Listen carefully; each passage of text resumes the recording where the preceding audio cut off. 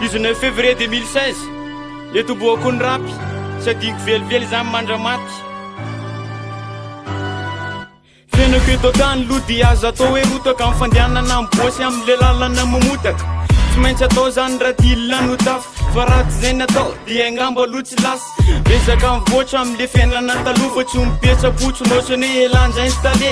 fiainako etokolo dia metoboka amin'ny rapy ka nole stibainina dia aza atao hoe ratsy marina tenenina hoe sikizizy zany dia aza manontany fa ty aimpitatso ihany anosy be mivovo dia ho ampy zizy mibosy tsy andanana bus zany fa raha anakirosy kalao hibrisena zay volomeny rabofy vavaka ho azy mba ho taheny jesosy ka zay lesy tena dia mba hasiso fonity dia mitenena mialoko zay milaza vatsy ty ka eto ny tanetako etonomoko eto andro any fatake ho tafafahalotoizako ihany manora samy fiainako sy fiainana arakay zay sy tena bandolomena fa tsy milay ka eto ny tanetako etonomoko eto andro any fatake ho tafafahalotoizako ihany manora samy fiainako sy fiainana arakay zay sy tena bandolomena fa tsy milay tsy fakely be da be fa firiny fandimpy dia natao amamy tsy nalala zay mangidy hita manaela ferinandro dia misaraka mibikebike kely fa hitadiny manaraka natao atietanana aloha dia betsaka antina miaraka amidina bosy herimanina dia heridiny